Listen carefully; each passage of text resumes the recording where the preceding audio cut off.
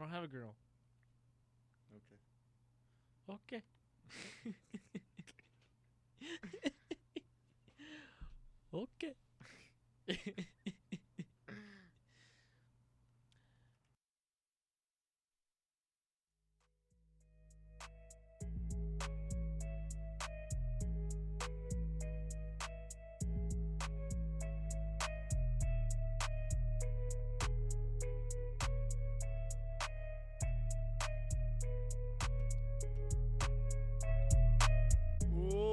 Welcome into the Game 7 show. It is Monday, June 17th, live from Met Radio at MSU Denver. I'm your host, Will Satler, today, alongside Isaac Bugarin for episode 4 of Game 7. It is season 2. It is a beautiful early Monday. I mean, it's supposed to thunderstorm tonight. Hey, at least you got the names right today, man. I know who I am. You do this week. Last week you called me Will, and you called yourself Isaac. I'm Isaac. This is Will. You can follow Will at Will Satler. You can follow myself at Isaac_Bugarin on Twitter. You can email the show, game7show@gmail.com. You can like us on Facebook at Game7Show. That's probably where you're watching the video. Or no, YouTube. You can watch the video on YouTube, right? That is Game7 Show. You can listen to the podcast on mymetmedia.com, right? We are live on Mondays from 2 p.m. to about 3 p.m. Today it is 2:35. We will probably be going to about 3:30. We started a little late today. It's usually an hour-long podcast, right? Yeah, you're right. We're about an hour long, just about every single time, right on the dot. You're right. If you missed our last episode, Season 2, Episode 3, what did we talk about last week? Sports. I feel like I say that every time you ask me that. Sports. I honestly don't remember what we talked about. It was Game 5, right? Right before Game 5. That's right. Game 5 was Monday night, and we were like, Katie comes back, the Warriors are going to win, and then Katie came back for a quarter and a half. And got hurt. Rest in peace. We argued about the Rockies for a while. They're still not a playoff team, in case you missed it this past week. Charlie Blackmon's been tearing it up. Ian Desmond is actually learning how to hit a baseball again. Like you forgot. We lost someone close to the Broncos family. We Broncos did over the Mason. past week. We lost somebody. Mr. B. Mr. B. And free agency, the NBA offseason, like it's been like a week, but it's buzzing already. So we'll break It's that buzzing, down. man. The draft is on Thursday. We'll break that down too. Toronto is celebrating their first ever championship right now. NBA championship. First NBA championship, I guess. Yeah, they've won a couple of cups up there. This just in. Toronto police confirmed that at least 2 people have suffered serious injuries from a shooting at the Raptors celebration. So let's hope it's not anything too damaging, too serious. So thinking of those people, literally just came in 1 minute ago. So kind of crazy to hear that in this crazy world that we live in today. Yeah, man. That's sad. But today, what are we going to talk about? Sports. No. Well, like I said, Raptors are world champs. We'll give you an update on the NBA, what's going on, or takes on what's the upcoming draft, all that good stuff. That big trade that just happened. Yeah, it wasn't a big trade. Just kidding. And we'll break down the record-breaking series the Rockies and the Padres just had and where they stand now a week after having a homestand that didn't really go as to planned. Will is going to try to convince me that this is a playoff team, even though I still don't think they're a playoff team. He's going to try to convince me. Arguing against the wall. I don't know if I want to convince you. And then we're going to talk about the breakthrough. Mr. Pat Bowlen passed away, owner of the Broncos. And there's a little bit of controversy surrounding him now that he just got inducted into he will be inducted into the Hall of Fame, and there's a little bit of controversy surrounding whether or not his family will get his jacket and his ring, because in the past, the NFL Pro Football Hall of Fame does not give the jackets or rings to anybody that is posthumously, or is that the? I have no idea. Anybody who is not alive. They do not get the Pro Football Hall of Fame will not give them their jackets or their rings to the family or their loved ones. So, with that being said, with it being so close to when Mr. Pat Bowlen was going to be inducted, a little bit of controversy surrounding that. We're going to talk about that, and it's going to be interesting. Let's get into it. Let's get right on I into don't know about you, but Raptors are world champs, man. It took them 6 games. It took them 17,000 injuries on the Warriors. It took Kawhi being the board man. It took just about everything. But they won a world championship. We finally have some parallelism in the NBA. Someone other than the Warriors and the Cavs have made it and won a championship. Yep.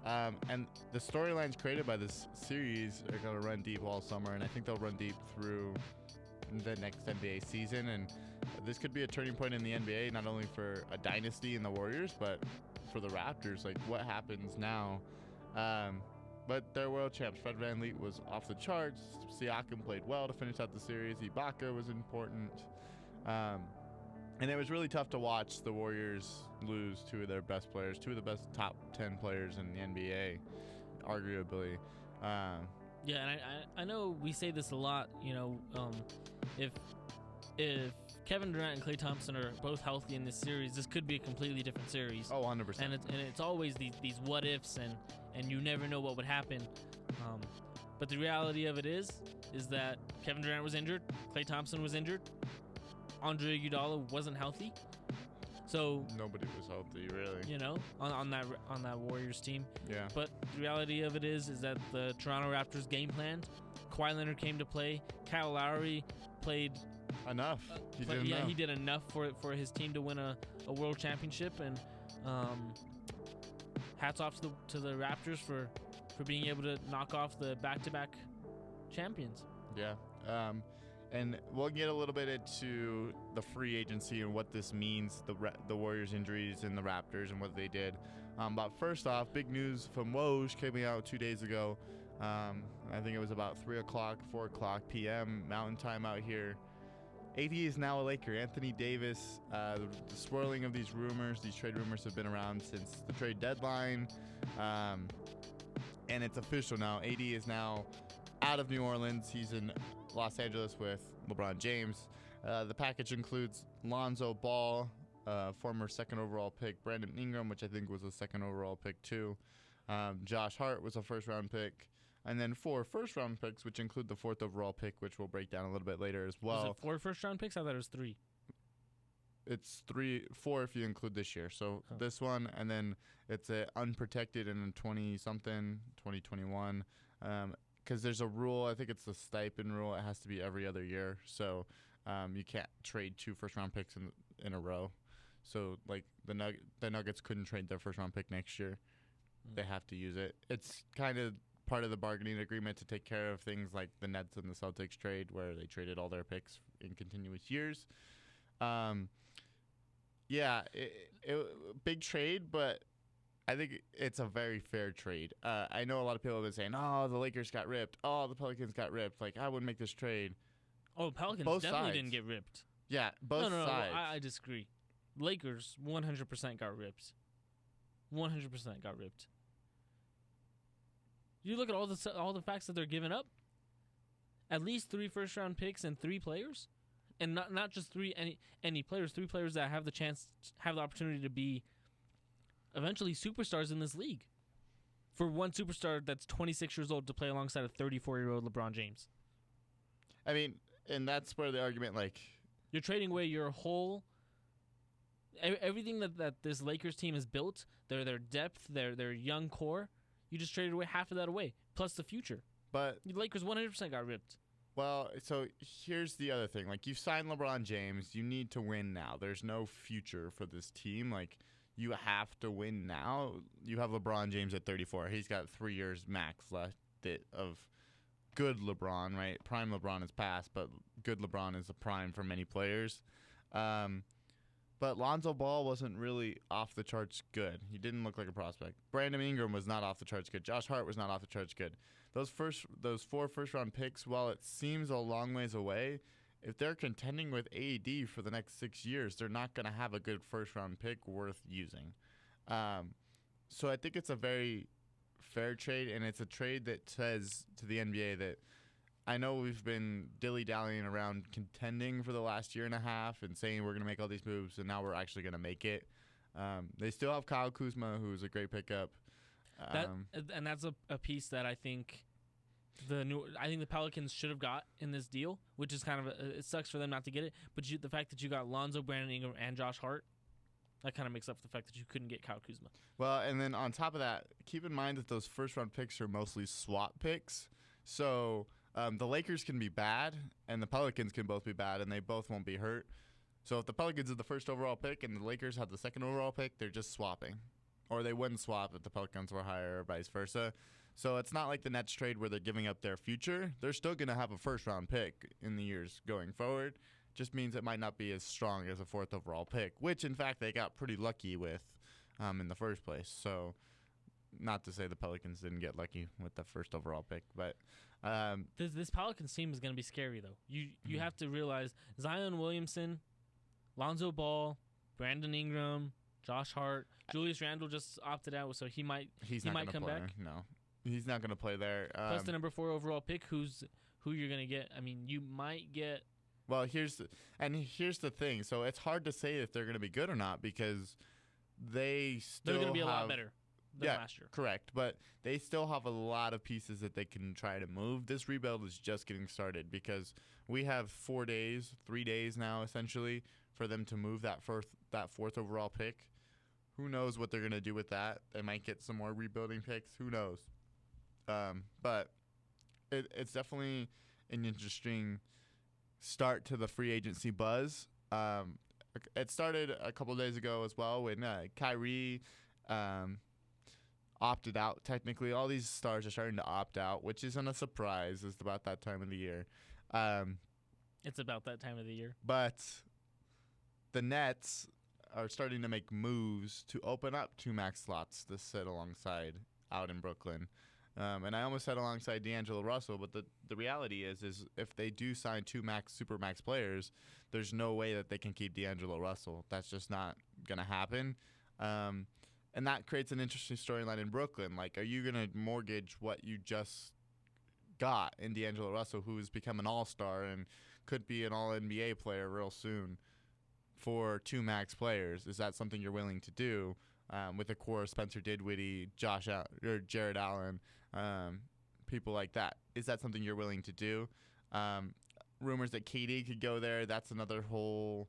It doesn't matter where KD signs anyways. He's not going to play for a year. Right, but it also matters because he's going to put in $35 million onto a cap that now you're missing that player. So does the team even want to sign Kevin Durant if he's getting paid $35 million? Exactly. So that's where it gets interesting. As for the Warriors, they've lost KD and Clay. Both players free agents now technically. KD has a player option. I'd be interested to see if he opts in just to have that financial stability and become a free agent when he's healthy next year, and then sign a max somewhere. It also would be helpful to, say, a Knicks team, and this is super big picture and kind of tampering, but say he opts in with the Warriors, he's allowing the Knicks to rebuild one more year so that he can come next year essentially and get that max. So he's adding a year into it or so. As for Clay, he says he wants to stay. That's what the word from his camp is. Here's the thing with those two. They both want to stay. KD is like, yeah, am I going to stay? Am I not? For the Warriors standpoint, there's really no financial way for them to keep both of them this year. They already said they're going to offer them both max contracts. So, and if they do that, that's about $70 million that they're going to lock up in those two players. Yep, plus Stephen Curry, who's already got the max. Right, let's just ignore everybody other than those two players right now. 35 and 35 is $70 million. No way. Plus all the incentives that come with contracts. Those two players aren't going to play next year. How are the Warriors going to build a team around Steph Curry with $70 million locked up in players that aren't playing? They don't. So why in the world is it going to be something that they can keep?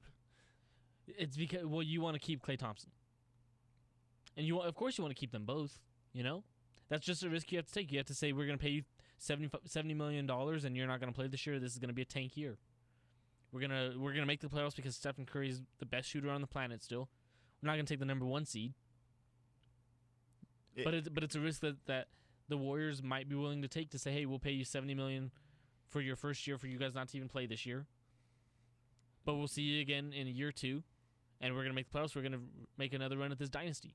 Don't get me wrong. I think one of them will stay. And I think I'm leaning towards Clay. I think that's pretty clear now. But that might not be an option if KD opts in. That's all up in Kevin Durant's camp. He can choose to opt in whether the Warriors like it or not. Well, yeah, and it's all dependent on what these other three teams, the Brooklyn Nets, New York Knicks, if they decide, hey, we don't want to offer him $35 million if he's just gonna be injured the whole year if he's not gonna play for us anyways. Why would we want to offer him that this year when we could take a couple more losses, maybe miss the playoffs again, get another draft pick, as opposed to taking him and taking that $35 million salary on. $40 million salary. If you were a general manager in the NBA today, I'm not signing Kevin Durant. Yeah, that was my question. Yeah, I'm not signing either of them. I'm not signing anybody that's hurt. Why would I want to take Kevin Durant when he's not going to play for a whole year? I'm not, I'll sell his jersey. I'll make revenue off of that. But that's $35 million that I'm paying for a guy that's not going to play. Why would I want that when I can save my money? I can go after a couple other veterans on a 1-year deal, and then I can still lose enough ball games to where I get a good draft pick, and I pair that draft pick this year with whatever I have, whatever draft pick I have in the 2019 NBA draft. I can pair that with the 2020 NBA draft, and plus I can get Kevin Durant at the end. The truth really is that next offseason is a very weak free agent class. The headliner would have been Anthony Davis. The rumors are he's going to resign. Draymond Green is a headliner next year. It's basically it, unless someone signs more 1-year deals. If Paul Millsap decides to opt, if the Nuggets pick up Paul Millsap's option, then he's a free agent at the end of next year. Right, and he's going to be 35, 36 years old. I don't think they would. So he would be a big name. That's a veteran that'll but get he's $13 million. More like a mid-level exception, $8-9 million. Right? He didn't put up the numbers. I wouldn't pay the guy. I mean, he was good down the stretch for the Nuggets, but I would not pay him $11 million a year. But you would pay Kevin Durant, who's on a torn Achilles, $35 to $40 million? So the Warriors obviously have bird rights, so they're the only team that can offer him 5 years in the Supermax. But if I was a team like Brooklyn that was 1 year away, right? They gave Philly a run for their money in the playoffs last year. They have these core pieces. They really haven't lost much. They lost Rondé Hollis Jefferson. They didn't offer him the team option. You'll lose D'Angelo Russell, assuming you Not necessarily. So here's the thing. If you go and sign KD to a max to play in Brooklyn, and then you can re-sign D'Angelo Russell, there's another year for those guys to rebuild. And then you get KD back maybe for a late playoff run. That's a big maybe. And for sure the next year you have the best player in the NBA for the next 3 years. I mean, it's a valid argument to make, both sides. Yeah, I just don't see it happening. No, yeah. And to be completely honest, if I have to be realistic right now, KD's going to opt in and be a Warrior for the next year. And he's going to push himself back and play in the playoffs for them. That's another one that... Okay, so if he's going to push it back and play in the playoffs next year, it's the same thing as this year. Oh, 100%. When he's hurt, why am I going to play in the NBA Finals, right? I'm coming off another calf injury. I'm coming off a leg injury, right? I just tore my Achilles. So now I'm in the same situation next year. I'm going to come back and play in the playoffs even if I'm not 100% healthy, and I'm going to take that risk of, again, re-tearing my Achilles. No, I 100% agree with you. I'm not. It's the same exact situation. I'm not disagreeing. If I was Kevin Durant, oh God, no, I don't want to play next year. I'm about to get a max contract to wherever I go. I agree with you as an outsider standpoint, but if I'm Kevin Durant, I'm a competitor, and I know how he was in these playoffs. He wants to come signs with the Warriors to get 3-4 rings. He's a basketball player. I mean, he wanted to win. He wants to win that bad. He's going to sign there, right? If you wanted a ring that bad, what's the easiest way to get a ring? Sign with the best team. Is it right? Is that a competitor? That's a whole other conversation. Yeah, we don't want to get into that. Speaking of competitors, Kawhi Leonard is also a free agent. I like the game of basketball. Kawhi Leonard's favorite quote. He stay or he leave. What do you think? No, actually, let me answer this first. I think he stays. Boardman gets paid by Toronto? Boardman gets paid by Toronto. See, this is such an interesting move because he's created such a rapport and such a bond with the city of Toronto. They offered him a free house. Right. They've offered him all these things. Didn't Cleveland do the same thing with LeBron James the first time he left? LeBron basically owns the city of Cleveland, though. Like, he I mean, goes into Kawhi's Cleveland pretty damn close. to Toronto. Yeah. He's been there for a year. LeBron James grew up in Akron. I mean, either way, I mean, it's like he's either going to be a Clipper or he's going to be a Raptor. That's my 2 points. And I don't think he's going to be a Clipper. Clippers? There's are nobody low-key there. nice. There's nobody there. They look good. You want to play with Lou Williams? Or Who doesn't want to play with Lou Will? Or do you want to play with Kyle Lowry, Fred VanVleet? I mean, you get to play close to home. That might be more of the argument there. Kawhi doesn't seem like a guy that – I almost said that Kawhi doesn't seem like a guy that cares only about basketball. But he does. That's all he cares about is basketball. Well, in that case, you should sign with the Warriors. I mean, like, Kawhi Leonard, like, you want to win a championship, go to the best team. But, I mean – go back to San Antonio. the board man will get paid no matter what. And I see him staying in Toronto. Yeah. I just feel like the way the trade worked out for Masai Ujiri. he picked up Kawhi Leonard and not with the intent. He picked up Kawhi Leonard with the intention of it being just a rental, right? Win this year. You win this year. He did that. And he did that, right? But winning this year, doesn't that mean, hey, if we did this year, we can do it again next year, right? We could do it again for the next 3 to 4 years. We could do it again for 5 years, you know? So that's why wouldn't Kawhi want to stay? He just won a championship. Of course it works. The team is solid. The board man will get paid by Toronto. I think that's a valid argument, but I wouldn't be surprised to see him sign in LA with the Clippers. I wouldn't be surprised. I wouldn't be mad, but I think he's going to stay in Toronto. I just think that's where his heart is. That's what I think too. So Kawhi stays, but Kawhi's not the only free agent. Klay and KD aren't the only free agents. Kyrie isn't the only free agent. Tobias Harris, Jimmy Butler, Julius Randle, DeMarcus Cousins are a few of the big-name free agents that could be sleepers this offseason. Tobias Harris would be a great pickup for the Nuggets. That's what I was just about to ask, but who are the Nuggets going to target this offseason? Because if you don't pick up Paul Millsap's $30 million option, you got $30 million to spend, but you also got a power forward slot to fill. But you also keep in mind now, Julius Randle is a free agent, and he could be a good fit. He can't really shoot, if I'm not mistaken. Yeah, and that doesn't fit the Nuggets offense. Paul Millsap can at least shoot. Paul Millsap occasionally, yeah, but he wasn't afraid to pull it from the mid-range shot. He has that idea. No, I think that's a good argument. DeMarcus Cousins would never come to Denver, although that probably would be a great fit. Maybe not. He's a little ball heavy. Yeah, and besides, you see his stats with the Warriors. The Warriors played better without him on the floor. That wasn't a good fit for him. He was ring chasing. Jimmy Butler isn't a good fit in Denver. He's not a good fit. Although he was rumored to come here when Demaryius Thomas was here, when the Timberwolves were offering him up for trade rumors. He was rumored to come here, but it just doesn't seem like a trade. So Tobias Harris, I think, is a big hit. There were rumors that Kemba Walker could end up in Denver. That's another trade that I don't want. It's not a trade. That's another signing that I don't want. I don't want to take the trade of Jamal Murray moving to the 2 or Gary Harris sliding down to the 3 for Kemba Walker to be the point guard here. I don't like that. Those rumors came out straight from the Met Radio studio from across the room over here, saying that Kemba could be a Nugget. That was a couple weeks ago. Go listen to those episodes if you think I'm crazy. But there's rumors that he could take a hometown discount in a mismanaged, just horrible Hornets team. Ugh. Or he could head to LA and be a Laker. I mean, that's very possible. They got the space. They have 3 people under contract in their starting lineup. Yeah. So, I mean, it's going to be interesting to see what LA does this offseason. They need a point guard. They're probably going to sign a max player if it's Kyrie or it's Kemba, and then they're going to sign a bunch of one-year veterans again. Like, that's all they have money for. That's what the Warriors do. Are you comparing LeBron, AD, and Kemba Walker to Clay, Curry, and Durant? And DeMarcus Cousins and... Yeah, it's not even close. The Warriors are the best team in the NBA with that. They have been. There's a reason why they won 3 out of 4 NBA titles.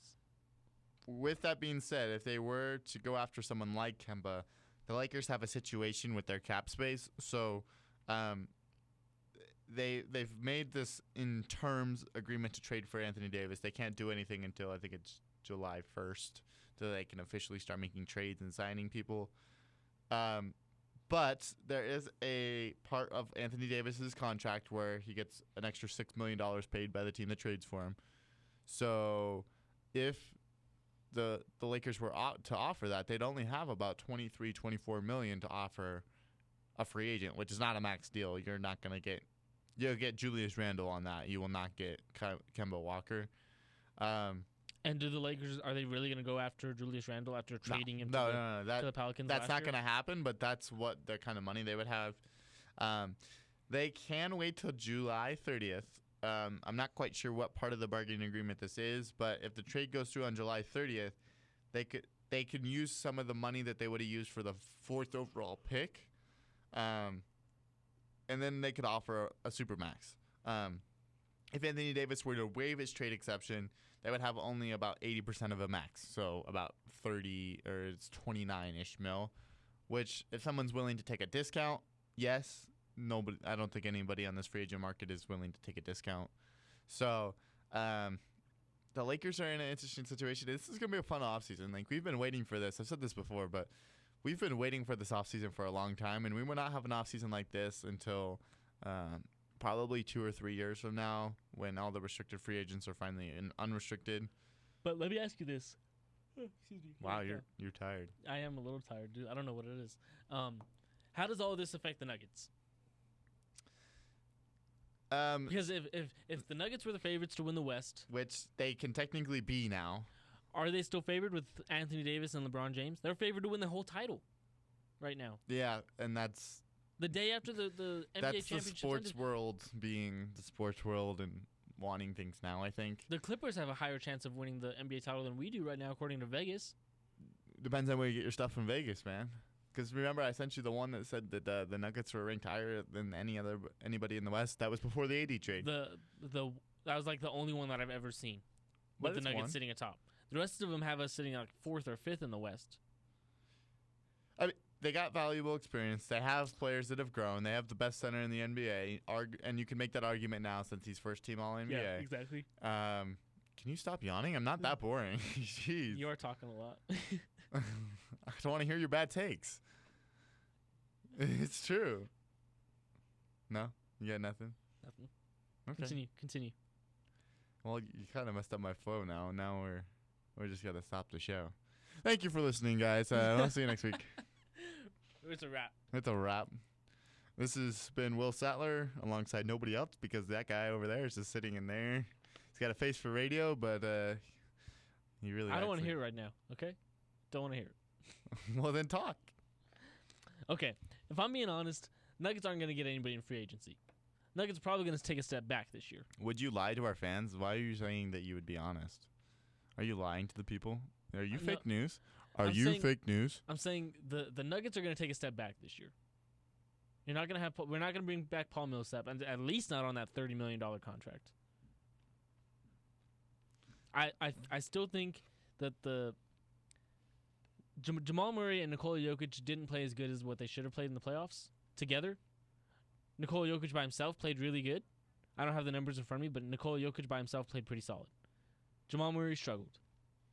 And I think that's the kind of momentum Jamal Murray's going to be looking over his shoulder the whole year, looking at Monte Morris, looking at Malik Beasley, right? When they're both fighting for time. Gary Harris is going to be back, and he's going to be healthy the whole year. All these minutes. I'm just saying that Anthony Davis coming to the Lakers. You made me pull it back out, and I'm gonna have to keep it out. I'm just saying that there's gonna be so many minutes that how are we gonna be able to play all? This is the problem where we have too much depth, right?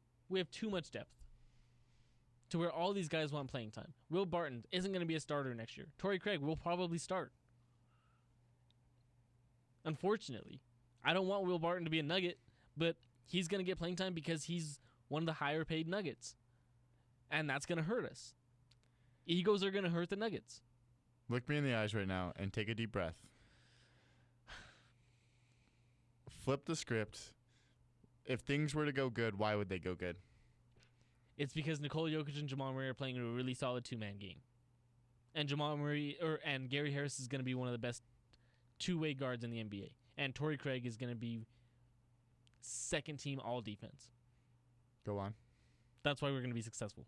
What about that guy, Michael Porter Jr.? Is he going to be anything this year? I would hope so. But it's a big what if.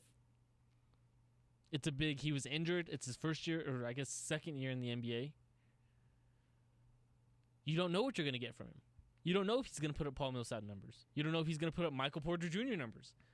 You don't know if he's going to put up Ty Lawson numbers. You really don't know what to expect from Michael Porter Jr. You have not seen him play in the NBA. Same thing for Zion Williamson, my friend. That is totally different. That is a totally different conversation. Michael Porter Jr. was a very high recruit coming out of high school, too. He was, but they're two totally different players. Yeah, I think Zion is more linked to a LeBron James versus a Kevin Durant to Michael Porter Jr. Yes. Two totally different players. Two generational players. Two players that fit certain systems. I would not call Michael Porter Jr. a generational player. Can we clip that right now? Can you write that down in your notes to clip that? So when he wins Rookie of the Year, that you could eat your words on the show. Yeah, I will make sure to post this video in a year from now. Post it today. Post it a year from now. I'm saying it here. Michael Porter Jr. is going to be the Rookie of the Year. I'm taking a big take. That is it. I do not see Michael Porter Jr. winning Rookie of the Year. He's got to be Zion. Don't know. He's got to be Ja. Yeah, I don't know about them either.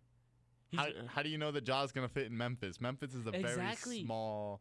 A small market, a small town. He doesn't have any... They have nothing... Memphis has nothing going for them. New Orleans has a lot going for them. They have a lot of rumors swirling around. So what does that mean for Zion? It means he's going to get the ball. He's going to get touches. He's always been in a big stage in his entire short-lived career. And now he's going to New Orleans, which I think has the smallest attendance in the NBA. Where he can be the absolute superstar of a team. Where he's not sitting behind. But that's like saying Nolan Arenado is in the spotlight in the MLB. He's in the spotlight in his market. And his market's not big. Neither is Zion Williamson's. Exactly. But he's in the spotlight. They're two different of people. His market. Of his audience. You follow me? He is in the limelight in the South. In New Orleans. In Louisiana. That's his limelight. That's his spotlight. That's his big market. Is that entire state of Louisiana. That entire city of New Orleans. Michael Porter Jr. went to Mizzou. He's in Denver now. That was home, man. He had a year to get ready. He's going to have better numbers than Ben Simmons had in his rookie year. He's going to shoot an exceptional percentage for a rookie. I want to say yes. I want to say yes. But you just don't know what you're going to get out of Michael Porter Jr. You don't know what you're going to get out of Jamal Murray this year when he's looking over his shoulder at Malik Beasley and Monte Morris. You know? You don't know what you're going to get out of him. If you're Jamal Murray, you have to be looking over your shoulder. I don't want to be negative Nancy, but that's all you've been. I just want our listeners to realize just how important it is. Just how big it is that you don't know what to expect from this Nuggets team next year. Yeah, you get the second overall pick, but the second overall seed in the draft? But did you see him flop in the... Wait, what did I say? The second... you get the second overall... You've been talking too much. Maybe I need to start talking again. You get the second overall seed in the playoffs. Oh, yeah, there we go. And then you see him flop in the playoffs. He went 14 You see him flop in the second round. 14 games against a team that you went 3-1 with in the regular season. Experience is experience, man. A Spurs team that had... They learned how to win a Game 7. They learned how to win in San Antonio.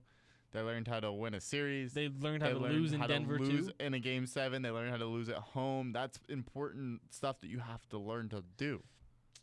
You have to take your lumps if you're going to win a championship. They checked every box for a team that's 1 year away. Every box for a team that's 1 year away. They make one addition this offseason. That's where I disagree. If you're the second overall seed, you make it to the Western Conference Finals. You beat everybody on your side. But were they supposed to be... We had this conversation during the playoffs also. But were they supposed to be a second overall seed this year? No, but they were. Exactly. So they are beating expectations. Now that is their expectation. Now they need to be a top 3 seed. That is When the you're- expectation. No, when you're the second overall seed. It wasn't supposed to happen. But it did happen. So now it's an expectation. It wasn't before. Okay, so let me put it this way. If the Warriors were the number 2 seed, right? In 2015, No, if the Warriors were the number 2 seed last year.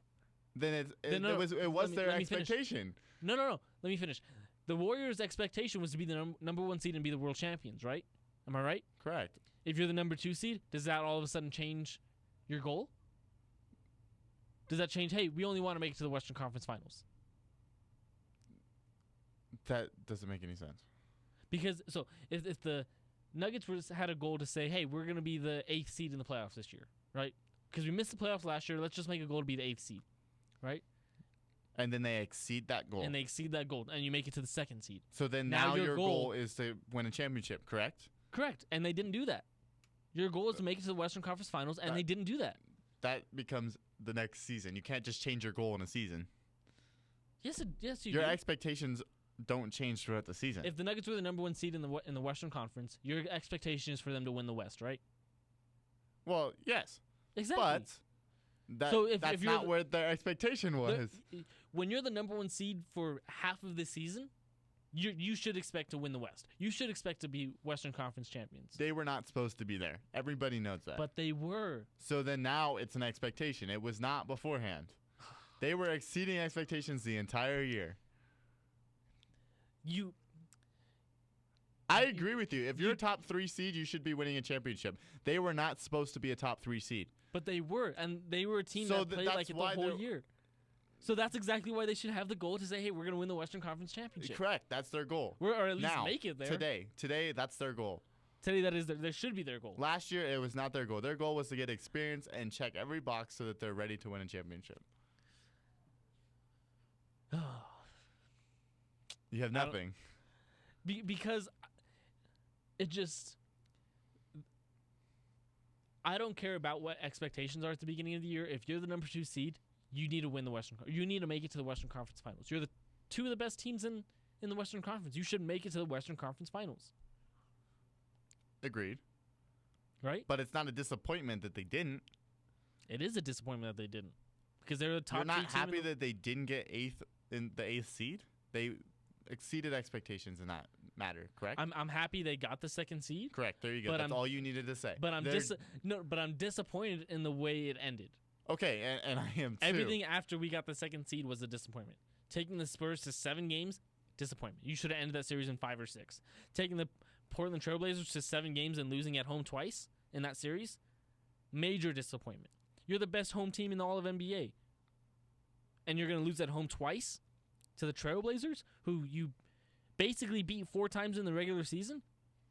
You beat them with your 2nd string in Game 4, or in the 4th game of the regular season against them in Portland. Regular season. It's a whole different nature. Let's talk baseball. I just put it out there one more time. They were 1 year away, and they've checked every box they needed to check. Their And fell expectation short. Okay, that was last year. This year, their expectation is to win a championship. Who cares if they fell short? This guy. Yeah. I care that they fell You short. got it. I care that they fell short. Yeah. You know what? Because you're the second overall They need to seed. go sign Tobias Harris now because fucking Isaac said, "Oh no, they fell short." All right, guys, that's it, guys. If it didn't work last year, it's like the same. Is the same lineup going to produce different results? That's the definition of insanity. Why do I want to talk baseball with you if you're just going to be sad about the Rockies too? I am. Who Gonna be just sad put out about the one of the Rockies. statistically greatest weekends in all of MLB history, offensively. We'll say that. And they put up one of the worst worst pitching performances throughout the weekend also. So you take your lumps.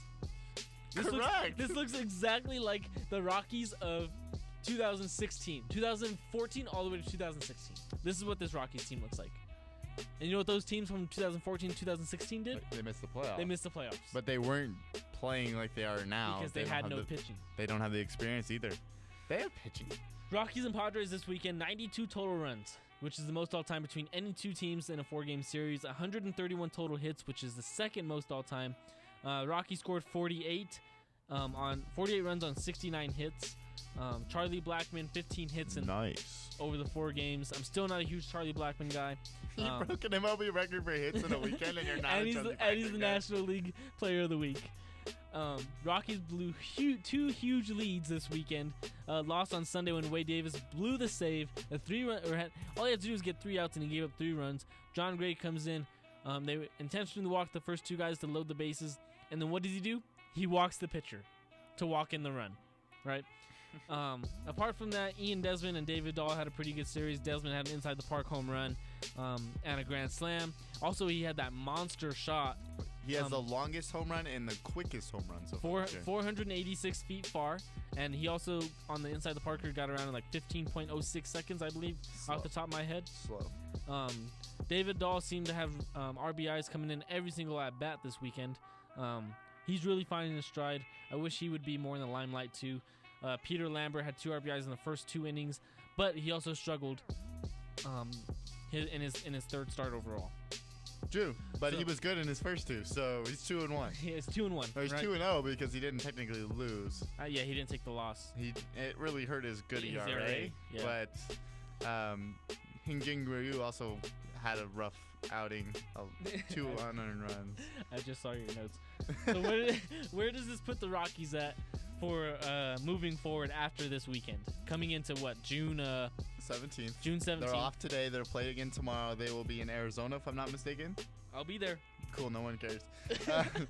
They're tied for second place in the NOS with Arizona, so this is going to be a huge series. Huge series. If I know baseball from my lifespan, they're going to split the series and still be tied by the end of the series and be down a They're half going to game. split the series, but it's a 3-game series. They could tie. Delay. Postponement. You know, it can happen. The only number I care about is 10.5.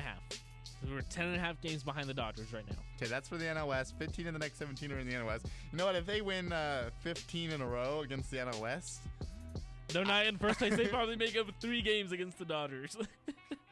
and that's true because it's only going to be the 3 games they play each other. Respect. It's true. They'll be in Arizona for the next 3 games.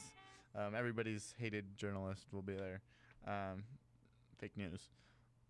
Ian Desmond is hot. We talked about this inside the park home run. He increased his batting average by 34 points this weekend to the last 10 days, actually. Went from 240 to Jeez, 274. dude, increased your He went batting from average by 34 points in a weekend. That's pretty dang good. That tells you how bad he was, and it also tells you how good he's played. He's not an all-star. That was a joke, obviously. Will texted me on what day? Was it yesterday? Yeah. Yesterday, I was watching the game, and I was actually grilling. I was on the grill because I'm the grill master. Congratulations. Do you and want a he cookie? sends me a text. Can everybody send some cookies to game7show@gmail.com? Isaac needs a cookie. Will sends me this text. He says it was a joke, but I'm convinced it was not a joke. He was very serious about it. Maybe. The text, I read my phone, and it says, "Convince me that Ian Desmond is not an all-star."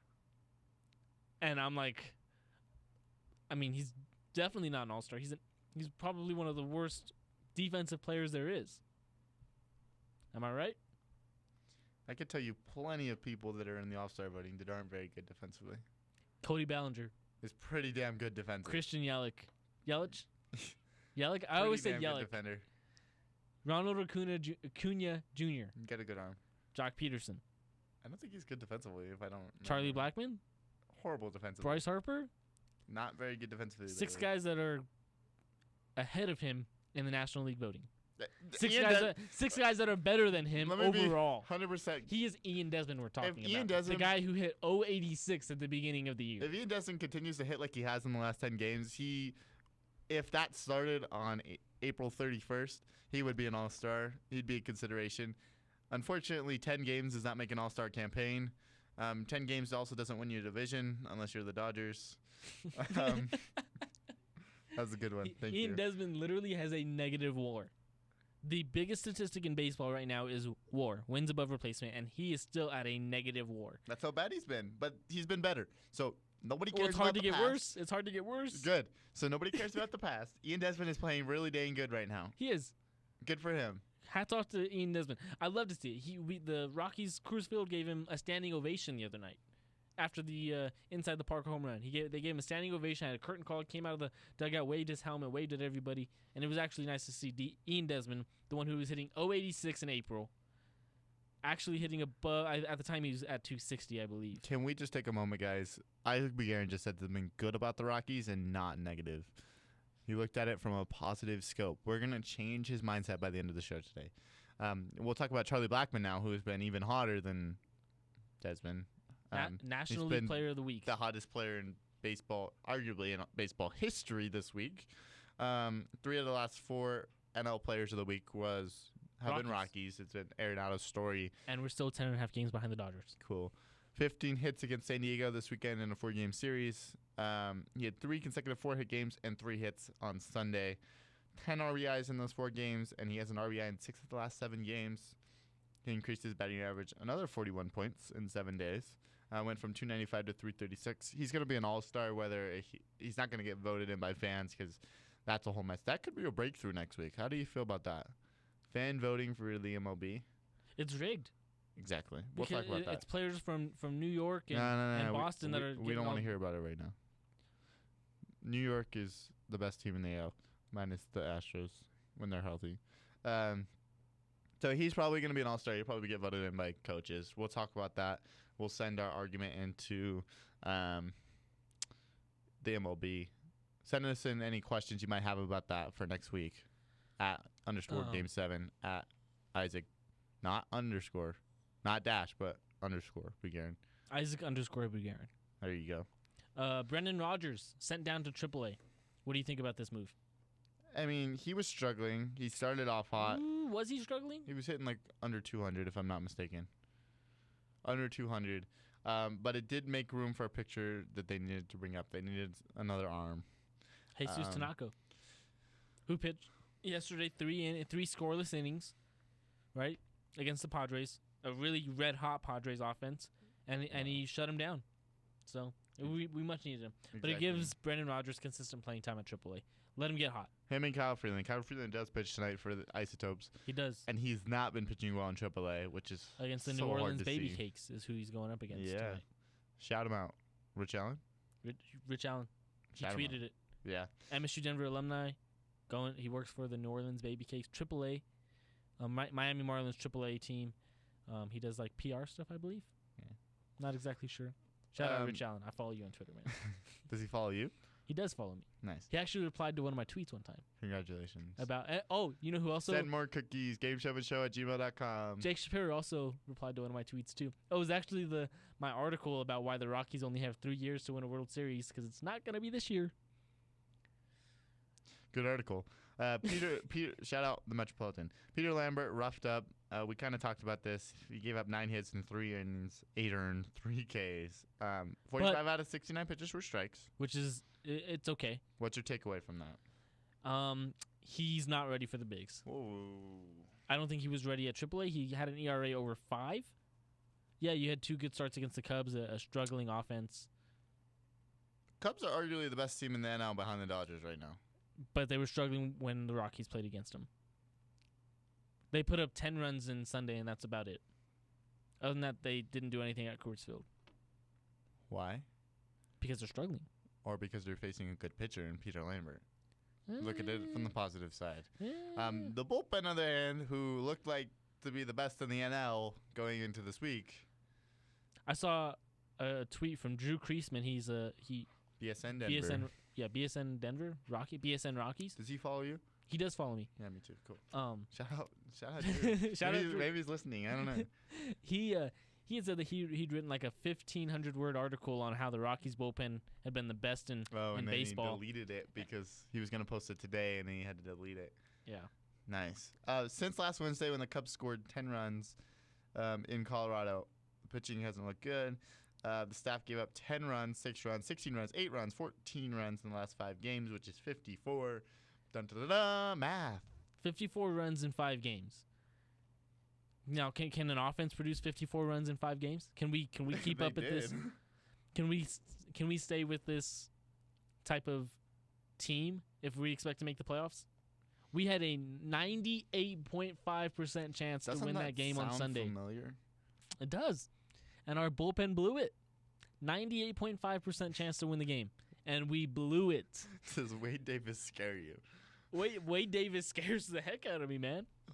you just need to talk it out with him or something? Is he too big? He is pretty tall. He's a really superstitious guy.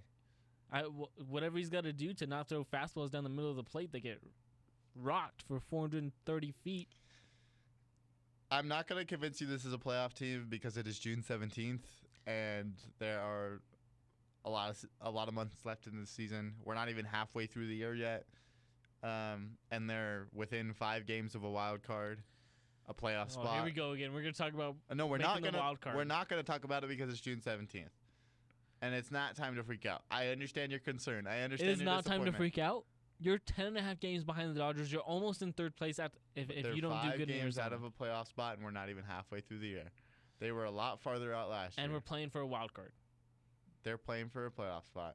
It is June 17th. Give it some time. On July 17th, if you want to have this argument with me, I will rightfully have it. But it is way too damn early in the season to make this argument. It is June 17th. 15 of the next 17 games are against the NL West, or is it the NL West? NL West. 3 in Arizona this week. We do have a big series coming up against the Dodgers. 2 of them actually. So after that series, let's have that argument. Where are the Rockies at? They've played the Dodgers 1 series so far. Obviously, the Dodgers are looking like the better team, and obviously 3 games is not going to make the difference between. So the Rockies might sweep the Dodgers in LA. If that happens, does that suddenly make the Rockies better than the Dodgers? No. But it's a good. This is going to be the road trip that's going to gauge where they're at. If they struggle through this road trip and they look horrible, other than a Coors Field hangover in Arizona, then you have an argument to be freaked out about. You have an argument to be freaked out now. But be an optimist for once. I don't want to play Mad World again. Okay. I am trying to be an optimist, but I want you to see where I'm coming from looking at this Rockies team. Our bullpen just blew 2 games with huge leads. Am I right? Is that cause for freak series? Is that cause for concern? No, yes. 100%. Right? Yeah. Our starting pitching has not been good. What was supposed to be our major league ace is now sitting in AAA and hasn't won in 2 games, and he's going to pitch again tonight, and he's probably not going to win again tonight. Didn't that happen last year? Yes, that happened last year, but Did they make the playoffs? But we had 2 guys that could have contended for a Cy Young. Do we have 2 pitchers that can contend for a Cy Young this year? Do they have to? Do they just have to pitch okay? You have to have good pitching to be successful, and especially in Coors Field and especially in the playoffs. If Peter Lambert and Antonio Sensatella continue to average a lower than 4 ERA. Well, Peter Lambert's not going to have a lower than 4 ERA if he keeps giving up 9 runs. But if he in 3 continues innings. to give up less than 4 runs in games, do they have a chance to win ball games if they continue to do that? Just because, yes, this is a weird take, but obviously if it's Kyle Freeland and German Marquez that are averaging under 2.5 runs per game, you have a better chance to win. Yeah. But you still have a pretty damn good chance to win at 4 runs when 4 of your best players are hitting like they are right now. If your leadoff hitter is getting 15 hits in 4 games, if you're scoring 13 runs and not winning a ball game, that's bad. That's bad. Correct. Right? But you're gonna have those games in a 162 game series. 162 game season. You're going to have 5 straight games where you give up 6-7 runs. And win half of them. It happens. It's Coors Field. It could be much, much worse. It could be the Marlins. You know what? Look at that way. You want to argue about a team that is somewhat underperforming but starting to find their stride when it could be Miami and trade away Christian Yelich, JT Realmuto, Giancarlo Stanton. The list goes on. I don't want to make you more sad. All around me are familiar faces. This isn't a really good transition here because we're gonna get real sad real soon. But here's a sound clip that will start some nostalgia for everybody. Maybe this reminds me of high school, man. Stuck in high school. Mm-hmm. This one mean to you?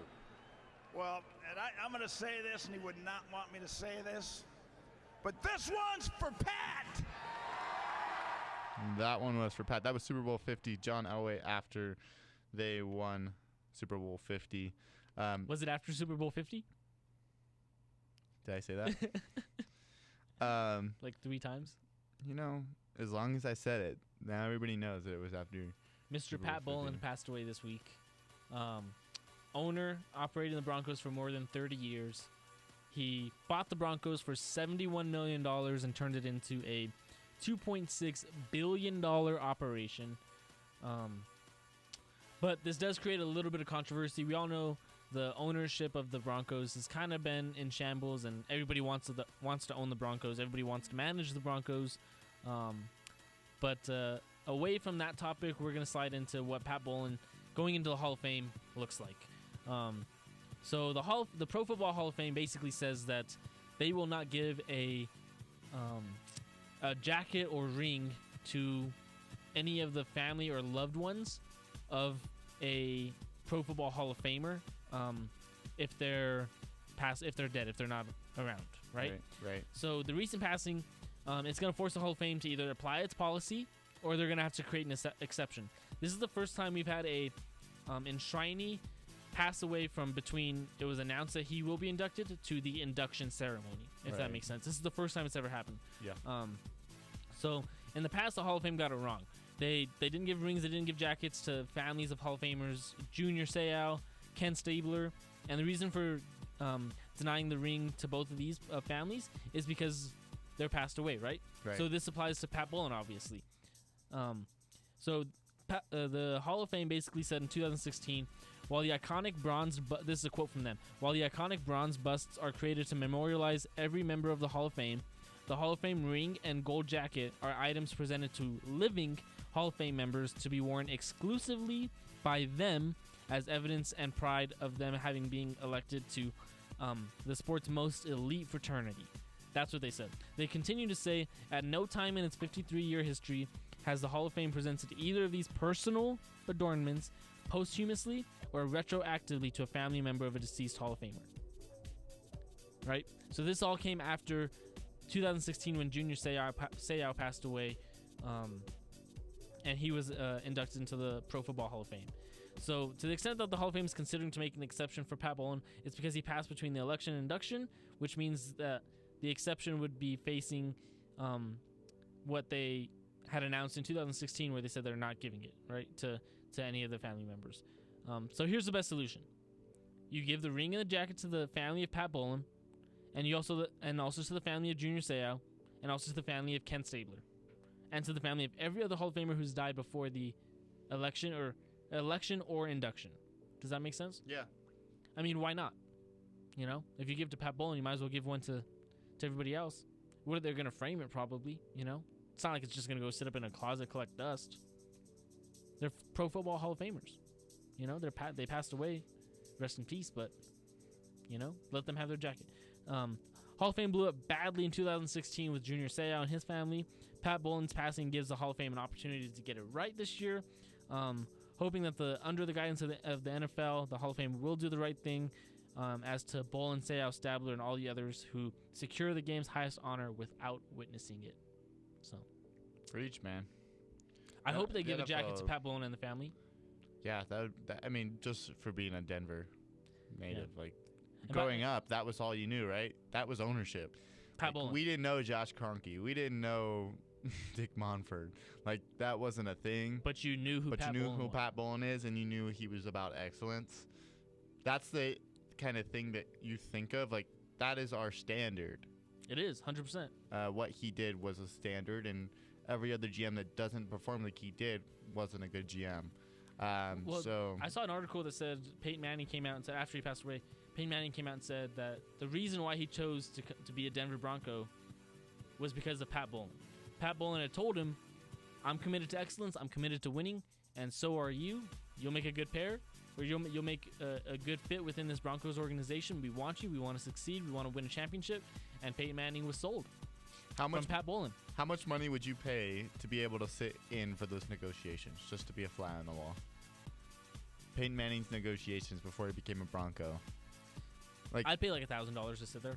Yeah, just to be like in the wall, or like I would pay a good chunk of change just to see a video of it, right? I wouldn't, not to see like a video. I'd want to be in the Hard same Knocks room kind as of them. thing. Well, yes, definitely. There's probably a special aura in the room. You probably have chills. I'd pay like $10 to see it on TV. Oh yeah, that's what I mean. That's a good chunk of money nowadays. But to be able to sit in a room with Pat Bowlen, with John Elway, with Peyton Manning, and listen to contract negotiations and hear Pat Bowlen say, I'm committed to excellence, I'm committed to winning, I'm committed to bringing a championship back to Denver, and you're the guy I want to do it with, and hear Peyton Manning say, you know what, you're right. Right. That's Let's do legendary. it. Well, You know, then think I like want to hear that. think like KD and the Hampton situation, like them having them all in there. That's legendary. Not nearly as legendary as Peyton Manning, but like that would be something cool to sit in. 100%. And even think like Bryce Harper this offseason and what he went through. Like imagine being able to sit through that. That'd be really cool.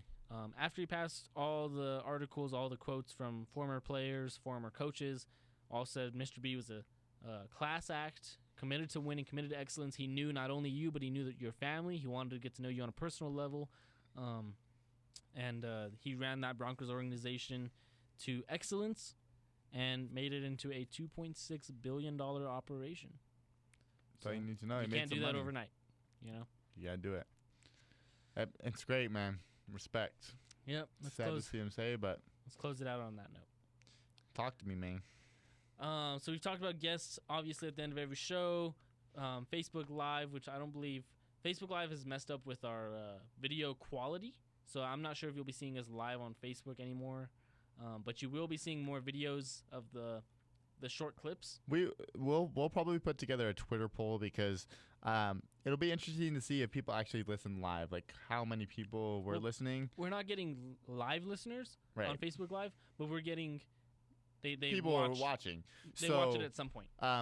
It would be interesting to see how you guys interact with content, right? Do you sit down and are you able to sit down at 2:00 every one day and be like, oh, Isaac and Will are live, let's watch, or let's listen live on Met Radio? Like, is that something that you'd rather do, or is it something where like check the video out once it goes live after? We have that live on our YouTube. Do you want to come to the studio and listen to us live?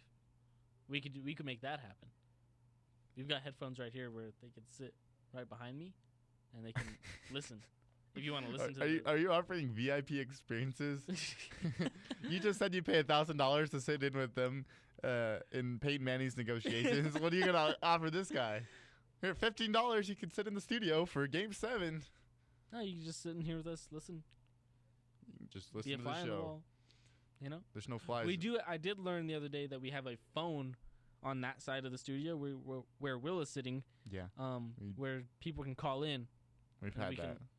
Yeah, I didn't know it existed. Hotline bling. I didn't know it existed. I knew that there was a way to get it onto the studio or to get it onto the audio platform, but I didn't know we had an actual phone in there, like a landline phone that we could have people call and be like, "Hey, call us right now." You've never seen a landline phone before? I'm one of the rare houses that still has a landline phone. We still have one at our house where I live with my parents. Send your cookies, game7show@gmail.com. That is our email, game7show@gmail.com. Thank you, Met Radio, for hosting us. As always, you can like us on Facebook at Game7Show. You can follow us on Twitter at _Game7. Follow Will at Will Satler. Follow myself at Isaac_Bugarin. You can find this posted on mymetmedia.com. You'll see the post of the last episode. You'll see our YouTube video going up. You'll see our podcast going up. You'll see our articles going up next week. Articles, that is right. Well, my article. Yeah, mine won't be released till like July or August. It sounds teaser. But there's one more thing that I was thinking of. How do you forget? I don't know. Live listeners, no, don't snap in the mic. It's a bad idea. Sorry about that, headphone users. You are a great analyst. I don't remember what I was. Email us game7show@gmail.com. Please, I want to know that it works. I guess I haven't checked it in a minute either, though. So you should probably do that. It's probably a good idea. You call yourself a social media director. And one more thing. If you're looking for a dog, go to the shelter first. See you next week, guys.